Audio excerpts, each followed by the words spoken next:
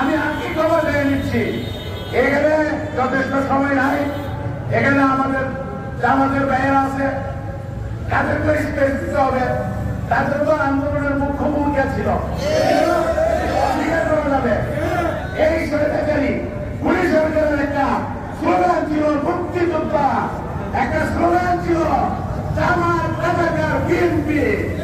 আজকে এই পুলিশ সরকার কোথায় গেছে? এমন কত অন্যায় করছে, আল্লাহর পক্ষ থেকে তারকে কত দাবি দিতে। আমরা ইনশাআল্লাহ সকলের দিকে এই নেতাকে সরাসরি করবো। আমরা অপেক্ষা আছি, তারা কবে আসবে এই সংবাদটুকুর অপেক্ষা। ইনশাআল্লাহ আমরা লাখ থাকবে মহানগর থেকে এরপরে যাবো ইনশাআল্লাহ। আপনারা প্রস্তুত? ইনশাআল্লাহ। আরেকটা কথা বলতে যাচ্ছি, আজকে এখানে যারা বক্তব্য দিবেন সবাই সর্বোচ্চ 2 মিনিট। এটা দাদার অনুরোধ, বক্তব্য না। আজকে আমরা পাহারা দিয়ে আমরা একটা দৃষ্টান্ত স্থাপন করবো। সমাজের উপস্থিতি সবাইকে আমার শুভেচ্ছা এবং বিজয়ের অভিনন্দন জানিয়ে আমার নেতার পক্ষ থেকে সবাইকে সালাম জানিয়ে আমি আমার বক্তব্য শেষ করছি। খোদা হাফেজ।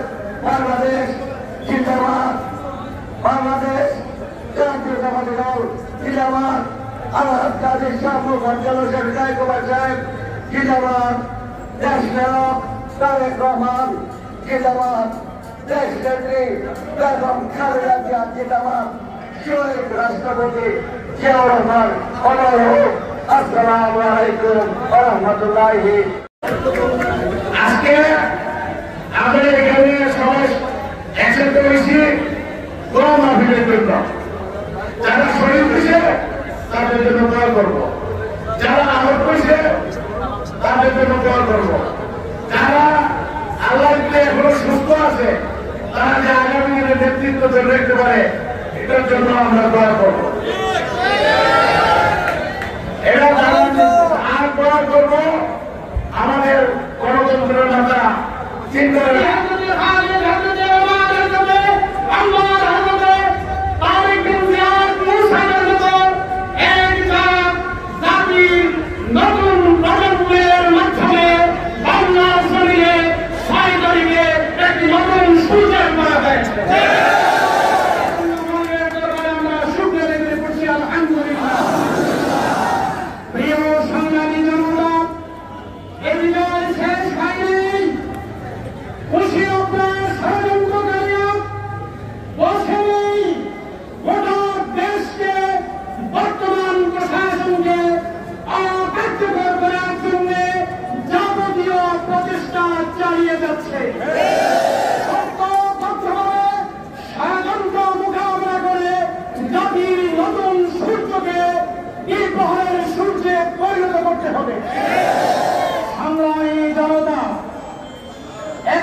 নতুন প্রজন্ম যে ধারণা নিয়ে সমাজ করেছে, বিশেষ করে সমাজে নৈতিক অবক্ষয় হয়েছিল, এই নৈতিক অবক্ষয়কে একটি মানবতার, একটি ইনসানিয়তের, একটি ইসলামী সমাজের দিকে নিয়ে যাওয়ার জন্য বর্তমান প্রজন্মের সাথে সকল জনতাকে ঐক্যবদ্ধভাবে কাজ শুরু করতে হবে। এক্ষেত্রে ধ্বংসযজ্ঞ থেকে বাঁচাতে হবে। আমি এই মাত্র মাদ্রাসা থেকে এসেছি, আমাকে একজন এটার পিছনে দীর্ঘ 15 বছরের অত্যাচার, নির্যাতন, খুন,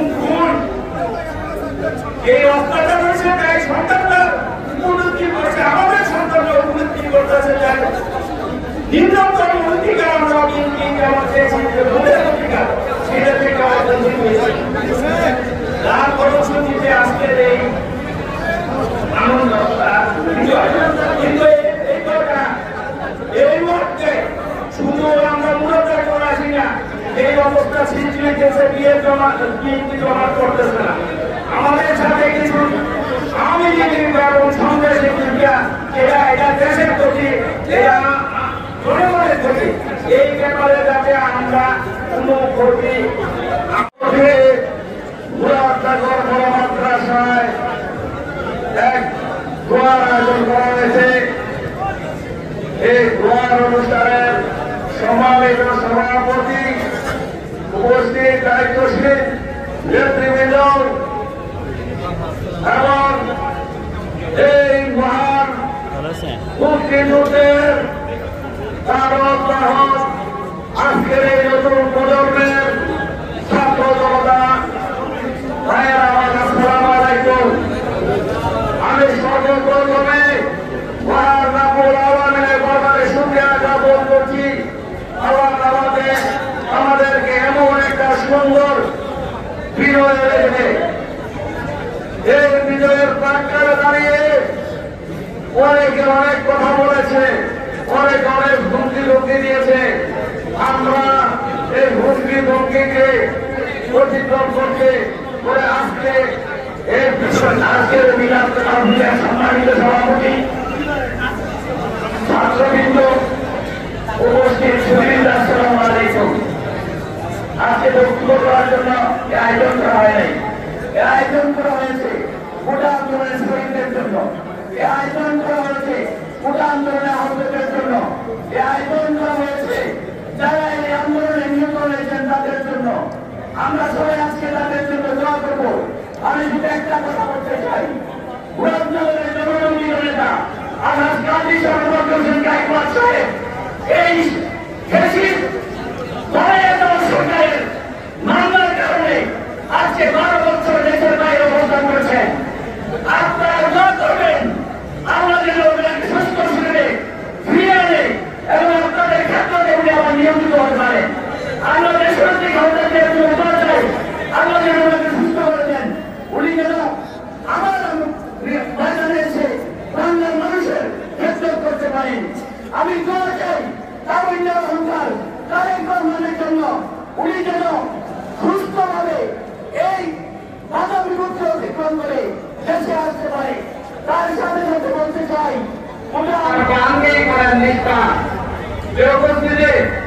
আপনারা দেখেছেন যে আল্লাহ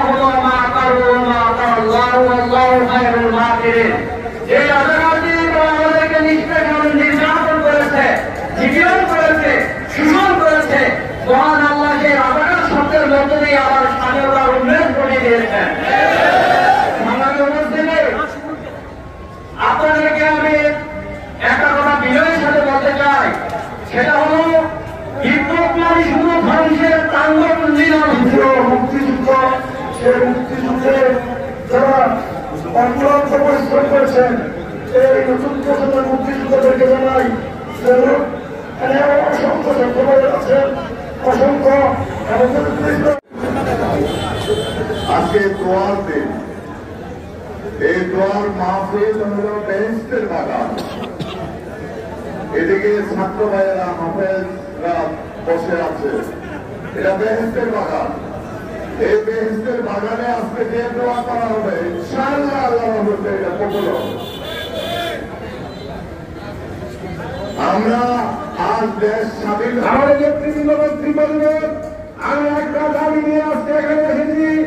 আমার দাবি হলো মুরাদনগর উপজেলা প্রশাসন, যারা কেউ সাহেব আছেন, ওসি সাহেব আছেন, এমনকি সেনাবাহিনী দায়িত্বপ্রাপ্ত যিনি আছেন, ওনার কাছে আমার একটাই দাবি, আমরা যারা রাজনীতি করি, আমরা মামলা হামলা হবে এটা জানি রাজনীতি করি, কিন্তু আমার যুবমুখী ভাই বোনেরা যারা ছাত্র আন্দোলন করেছে, তাদের উপর আন্দোলন নির্যাতন করেছে, তাদেরকে যারা মুক্তিযুদ্ধ, সেই মুক্তিযুদ্ধে যারা অক্লান্ত পরিশ্রম করেছেন এই নতুন প্রজন্মের মুক্তিযুদ্ধদেরকে জানাই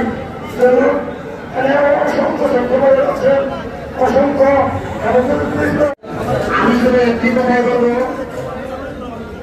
আমাদের মানুষকন্যা বেগম খালেদা জিয়াকে যেদিন তার বাসা থেকে বের করে দেওয়া হয়েছিল সেদিন তার চোখের পানি আমরা সবাই দেখেছিলাম। সে শুধু একটাই কথাই বলেছিলেন যে এই বিচারের দিন আমি আল্লাহর কাছে গেলেন, আল্লাহ এই বিচার করবে। তো আমরা যে 5 তারিখ দেখেছি এই সন্ত্রাসী হাসিনা কিভাবে দেশ থেকে গিয়েছেন, সেই বিচারটুকু আল্লাহ করেছেন। তো সুতরাং আমি মুরাদাবাসীকে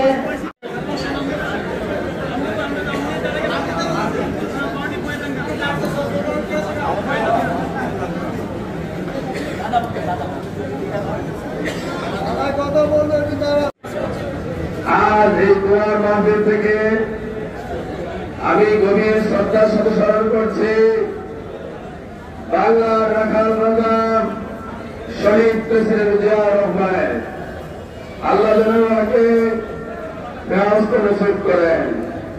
আমি গভীর শ্রদ্ধার সাথে স্মরণ করছি জুলাইয়ের 1 তারিখ থেকে 6 অর্থাৎ 5 আগস্ট পর্যন্ত 1 মাস 5 দিন আমার সোনার ছেলেরা বাংলার রাস্তাঘাটে সবুজ সতেজ ঘাসের বুকের তাজা রক্ত দিয়ে এই জুলুম সরকারকে বিদায় করেছে। যারা আমি শ্রদ্ধার সাথে স্মরণ করছি তাদের আল্লাহ তাদেরকে মাফ করে তাদের রোজের মাগফিরাত কামনা করছি।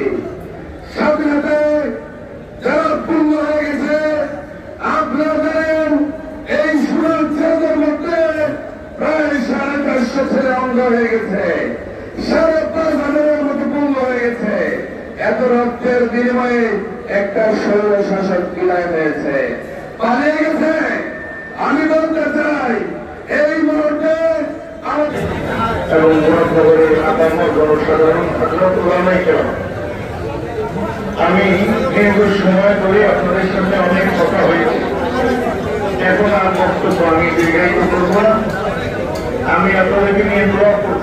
তবে এর আগে কোরআনে কারিমে যে নির্দেশনা আল্লাহ তাআলা দিয়েছেন, অর্থাৎ বিহামদি রাব্বিকা ওয়াস্তাগফির, আল্লাহ তাআলা বলেছেন যখন আল্লাহর পক্ষ থেকে সাহায্য এবং বিজয় আসবে তখন তোমরা বেশি বেশি সুবহানাল্লাহ পড়ো আর বেশি বেশি আস্তাগফিরুল্লাহ পড়ো।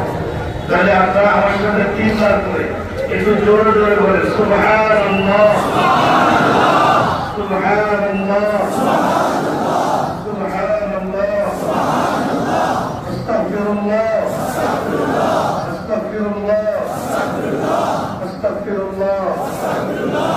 কেন আল্লাহ তাআলা এই নির্দেশ দিয়েছেন? কারণ আমাদের অন্তর যাতে এটা বদ্ধমূল হয় যে আমাদের শক্তি, জনবল, অর্থ, ক্ষমতা কোন কিছুর দ্বারাই বিজয় আসে নাই, বিজয় এসেছে কার দ্বারা? এই কথা যাতে আমরা ভুলে না যাই, এই জন্য আল্লাহ আমাদেরকে বলেছেন বিজয়ের পরে তোমরা আল্লাহ তাআলাকে স্মরণ করো। আমি শুধু আমার ছোট্ট অভিজ্ঞতাটা শেয়ার করি। আমাদের ছাত্র ভাইদের কোরবানি, তাদের ত্যাগ, তাদের আত্মবিসর্জন, যে দৃশ্য আমি আমার চোখে দেখেছি। 5 তারিখ ভোরে ফজর নামাজ আমি বড় মসজিদে পড়েছি, মুসল্লিদেরকে নিয়ে কোনোতে নাজেলা নামাজে পড়ে দোয়া করেছি। ফজরের পর আমি রুমে গিয়ে খুবই অস্বস্তি ভাব লাগতেছিল। আমি বললাম যে আমি এখনই ঢাকা চলে যাব। তো এখান থেকে সিএনজি নিয়ে গৌরীপুর গেছি। ফজরের পর গৌরীপুর থেকে দীর্ঘ অপেক্ষা পর একটা গাড়িতে কাজপুর নামা গেছে, প্রচন্ড বৃষ্টি। ওখান থেকে হেঁটে চিটাং রোড গেছে। চিটাং রোড দেওয়া দেখতেছি আপনার আর্মি বিজেপি তো রেডি হয়ে আছে, যেতে দিচ্ছে না কোনোভাবেই। তারপর ওখান থেকে ভিতর দিয়ে ঢুকে একটা রিক্সা নিয়ে সাইনবোর্ড লাগিয়ে দিয়ে দেখি বিজেপি একদম ফায়ার পজিশনে। আমি তখন তাদের থেকে যেতে দিবে কেন এই কথা জিজ্ঞেস করার জন্য সামনে অগ্রসর হচ্ছিলাম, তখন আমার সামনে 50-50 চান্স হতে পারে যে আমার কথা শুনবে, হতে পারে ফায়ার করে দিবে। তারপর কাছে যাওয়ার পর বলছি এখান থেকে যেতে পারবেন তো, তারপর ভিতরের রাস্তা, একটা রাস্তা দিয়ে আমি যাত্রাবাড়ি স্পটে গিয়ে যখন করছি আমার মতো করে কত বিভাগ যেখানে উচ্চতর গবেষণা বিভাগ ঢাকা, ওখানে